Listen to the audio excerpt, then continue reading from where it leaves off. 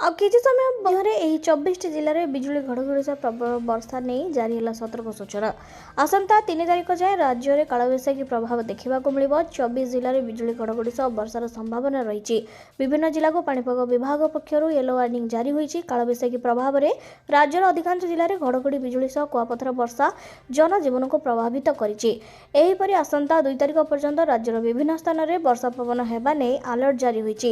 ଅନ୍ୟପକ୍ଷେ ତାପ୍ତିରୁ ଲୋକଙ୍କୁ ଆଶ୍ୱସ୍ତି ମିଳିଛି। ମଙ୍ଗଳବାର ମଧ୍ୟ କାଳବୈଶାଖୀ ନେଇ ସତର୍କ ସୂଚନା ଜାରି ରହିଛି। ଆଜି ପାଇଁ କାଳବୈଶାଖୀ ନେଇ ସତର୍କ ସୂଚନା ଜାରି ହୋଇଛି। ନୂଆପଡ଼ା, ରାୟଗଡ଼ା, ବାଲେଶ୍ୱର, ପାରଳାଖେମୁଣ୍ଡି ଓ ଅନୁଗୁଳରେ ବର୍ଷା ପବନ ହେବା ନେଇ ପୂର୍ବାନୁମାନ କରାଯାଇଛି। ବିଶେଷକରି ଖୋର୍ଦ୍ଧା, ନୟାଗଡ଼, ଗଞ୍ଜାମ, ଗଜପତି, ଭଦ୍ରକ, ବାଲେଶ୍ୱର, ଢେଙ୍କାନାଳ, ବରଗଡ଼, କୋରାପୁଟ, ରାୟଗଡ଼ା, କଟକ, ଯାଜପୁର, କେଉଁଝର, ମୟୂରଭଞ୍ଜ, ସୁନ୍ଦରଗଡ଼, ଝାରସୁଗୁଡ଼ା, ସମ୍ବଲପୁର, ସୋନପୁର, ଦେବଗଡ଼, ଅନୁଗୁଳ ଆଦି ଜିଲ୍ଲାରେ ସୋମବାର ଝଡ଼ ବର୍ଷା ହୋଇପାରେ। ଟ୍ୱିନ୍ ସିଟି କଟକ ଓ ଭୁବନେଶ୍ୱର ମଧ୍ୟ ବିଜୁଳି ଘଡ଼ଘଡ଼ି ସହ ଝଟକା ପବନ ଲୋକଙ୍କୁ ଭୟଭୀତ କରିବ। ତେବେ 60ରୁ 70 କିଲୋମିଟର ବେଗରେ ପବନ ବହିବା ସହ ପ୍ରବଳ ବର୍ଷା ନେଇ ଜାରି ହୋଇଛି ସତର୍କ ସୂଚନା। ତେବେ ବର୍ତ୍ତମାନ ସମୟରେ ଅନ୍ୟାନ୍ୟ ଜିଲ୍ଲାରେ ବର୍ଷା ହେଉଛି। ଆପଣଙ୍କ ଜିଲ୍ଲାରେ ବର୍ଷା ହେଉଛି ନା ନାହିଁ ଆପଣଙ୍କ ଜିଲ୍ଲାର ନାମ ଲେଖି ଆମକୁ କମେଣ୍ଟ ମାଧ୍ୟମରେ ଜଣାନ୍ତୁ। ଦେଖା ହେବାକୁ ଭିଡ଼ିଓ ସହିତ ନମସ୍କାର।